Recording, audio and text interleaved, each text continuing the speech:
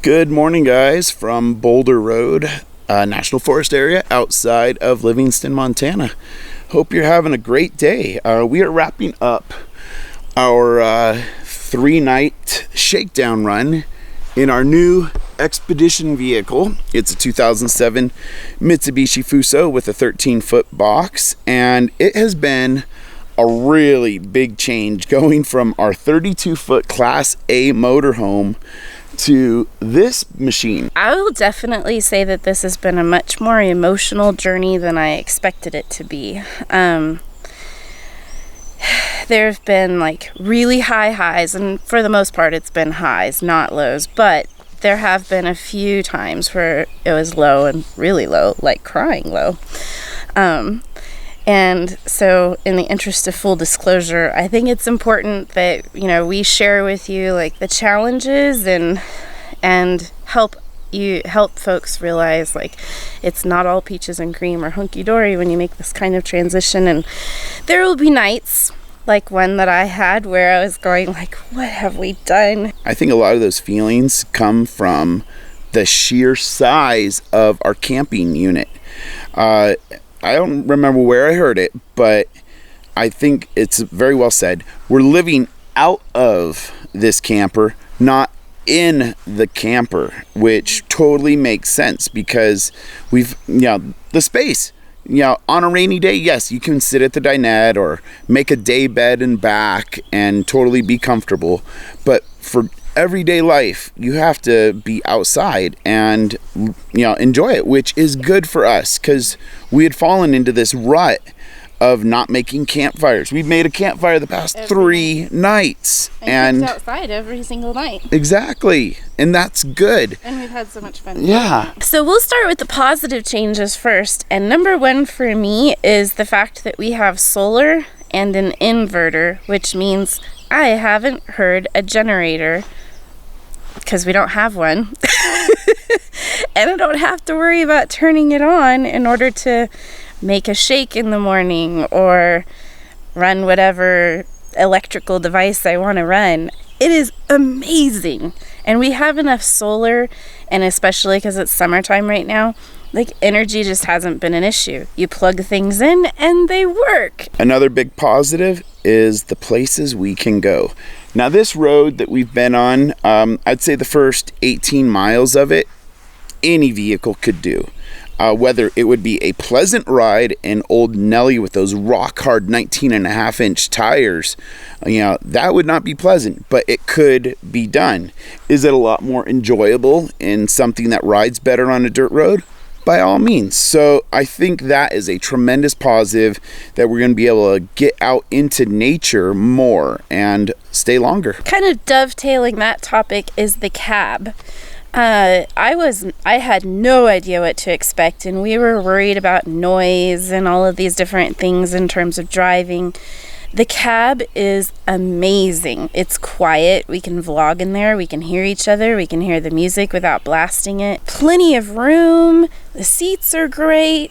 The air conditioning is fantastic. We could keep going with the positives, but let's just move on towards the cons.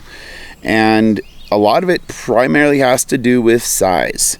The sheer size of a 13-foot box compared to a 32-foot box, and the amount of stuff that we could bring. We did bring down or ship down a little too much stuff. Not a lot, but a little. And getting it organized and fine-tuned is going to take some time. We're going to need to make some storage solution changes and improvements inside the camper to adjust, because this vehicle is primarily like a vacation and weekending vehicle, and we need to turn it into a full-time vehicle. So the first thing I'm going to talk about on the negative side is the bathroom. And it's not what it's not what I expected. I expected to hate showering in there because it's a combination bathroom shower. Actually, that is not a problem at all. It's the perfect size, so you can comfortably shower in there. It has incredible water pressure, great hot water, and the toilet really doesn't get that wet like I thought it would. The flip side of it is still figuring out how to use it as the bathroom like the toilet room, because there's nowhere to put the toilet brush, and the cassette toilet is a little different, and we're getting used to it. It's not bad.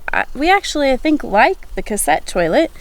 It's just an adjustment period, and we're used to being able to have a trash can in there, and we can't. And so all of these things are adjustments, and we're trying to figure that out. Some more toilet honesty. The bathroom seems to be a magnet for bugs dying on the walls.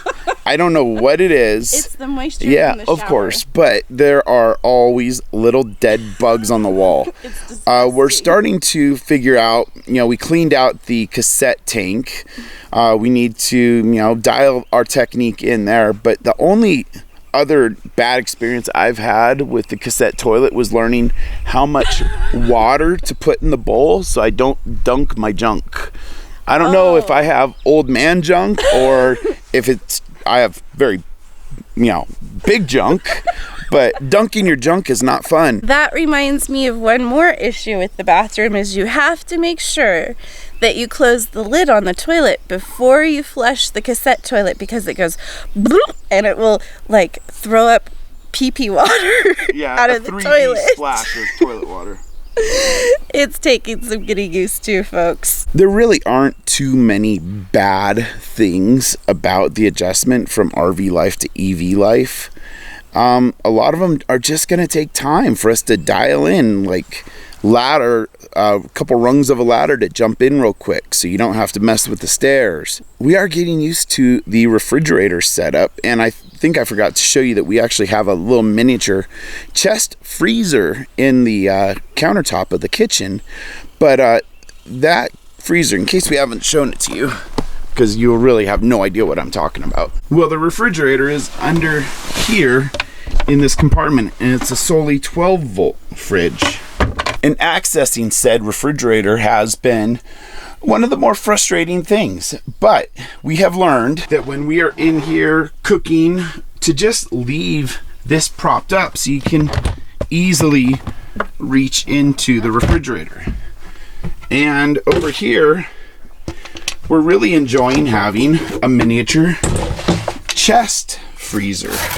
And everything's very well insulated here. And this is also 12 volts as well. The last thing I can really think of, and it's not even a negative, it's just, again, like Ben was saying, figuring out how to dial it in, and we haven't decided how to fix this issue yet, but the bed, because it has walls essentially on 4 sides with just a small opening, is really hard to make.